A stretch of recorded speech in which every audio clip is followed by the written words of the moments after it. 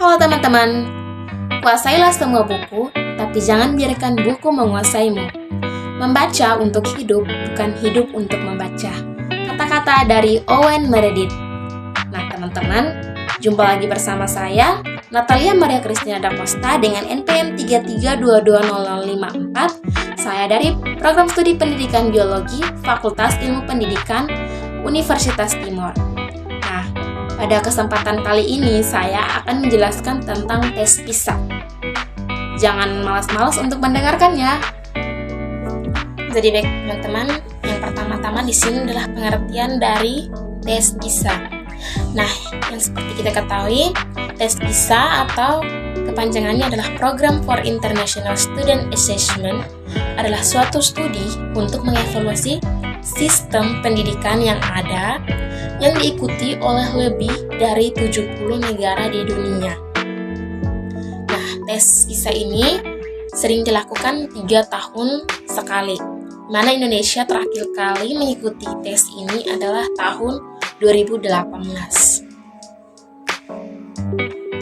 Jadi baik teman-teman, yang berikut ini adalah tujuan atau dengan kata lain, mengapa tes PISA ini diadakan. Jadi, tes PISA diselenggarakan untuk membantu negara-negara dalam mempersiapkan sumber daya manusia agar memiliki kompetensi yang sesuai dengan yang diharapkan dalam pasar internasional. Jadi, yang diharapkan dari pasar internasional itu adalah sumber daya dan kompetensi yang dimiliki oleh setiap negara, sehingga mampu bersaing. Setiap 3 tahun bisa mengeluarkan hasil asesmennya. Hasil asesmen ini dianggap mencerminkan kualitas pendidikan negara tersebut.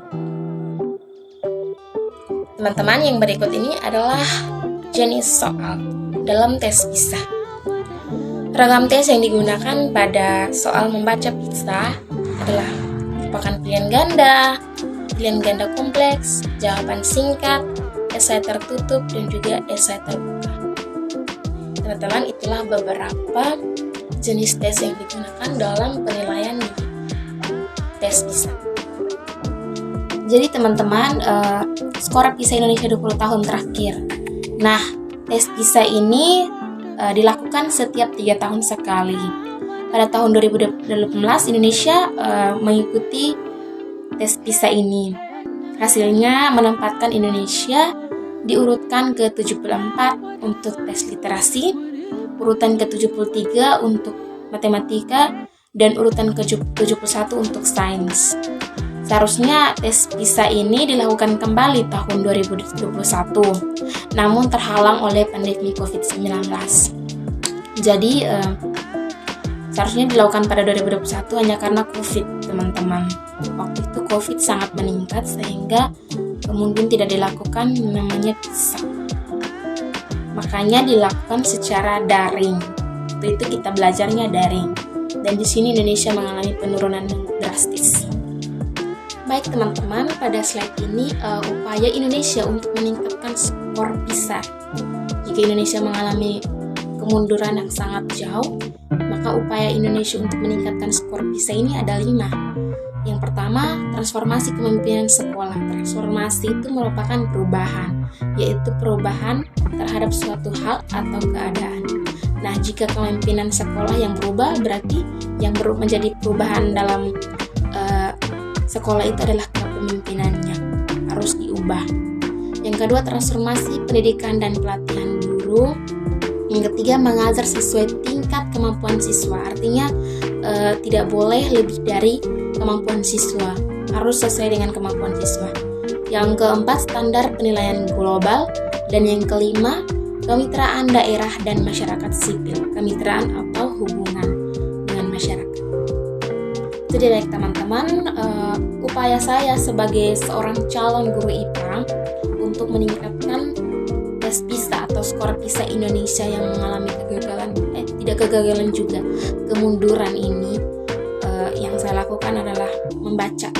Tidak hanya membaca teman-teman, kita juga harus memahami apa yang kita baca atau bacaan kita. Yang ketiga, kita mampu mengaitkan bacaan kita dengan hal-hal lainnya.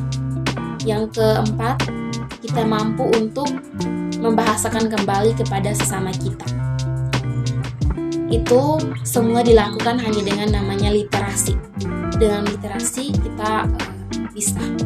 Saya rasa kita bisa, hanya kurang rasa sadar kita untuk membacanya kurang. Sehingga nanti saya jadi guru, saya harus memberikan pelajaran yang aktif dan menyenangkan. Nah teman-teman, tidak terasa perjumpaan kita telah usai. Tapi sebelum menutup perjumpaan kita, ada satu kata dari Shinji Z tentang motivasi membaca. Jangan pernah membaca hanya karena ingin dianggap pintar, tapi bacalah karena kamu mau membaca, dan dengan sendirinya kamu akan jadi pintar. Nah teman-teman, jangan malas-malas membaca ya. Semoga apa yang saya bawakan pada hari ini bisa bermanfaat untuk teman-teman semua. Bye-bye, salam literasi.